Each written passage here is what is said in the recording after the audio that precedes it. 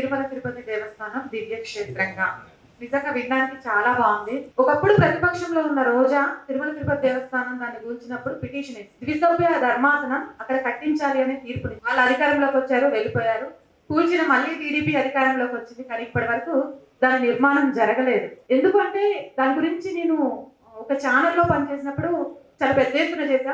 అక్కడ పిల్లలు పుట్టని వాళ్ళు వస్తే ఆ స్తంభాల దగ్గరకు వచ్చి అక్కడ నిద్ర చేస్తే పిల్లలు పుట్టేవారని, ఆ స్తంభాలకు సంబంధించి చెవులు పెడితే సంగీత వాయిద్యాలు వినపడేవని నేను పెద్దవాళ్ళు చెప్తే విన్నాను. అంత గొప్పది. ఫస్ట్ తిరుమల తిరుపతి దేవస్థానంలో ఏదైనా మార్పు రావాలంటే చేయాల్సిన పోరాటం 1000 కాల మండప నిర్మాణం జరగాలి, అది రావాలి. మనం ఒక్కరం మాట్లాడుకుంటే కాదు, మీతో పాటు నేను వస్తాను. ఒక గ్రామం తీసుకుందాం, నేనే కాదు ఇక్కడ ఉన్న ప్రతి ఒక్కరు రావాలి, గ్రామానికి వెళ్ళి ప్రచారం చేద్దాం. గురించి మనం ఎందుకు ప్రచారం చేయొద్దు, మనం ఎందుకు పోరాటం చేయాలి? మనతో పాటు అందరూ పోరాటం చేయాలి.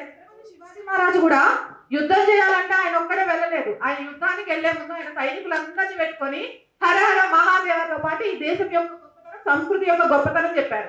ఇప్పుడు మనం పోరాటం చేయాలంటే మేము కూర్చుంటాం, అందరు రావడం కాదు, అది మనమే కళ్ళబట్టుకొని మనం వచ్చేలాగా గ్రామాలకు మనమే వెళ్దాం. అలా వెళ్లాల్సిన అవసరం ఉంది.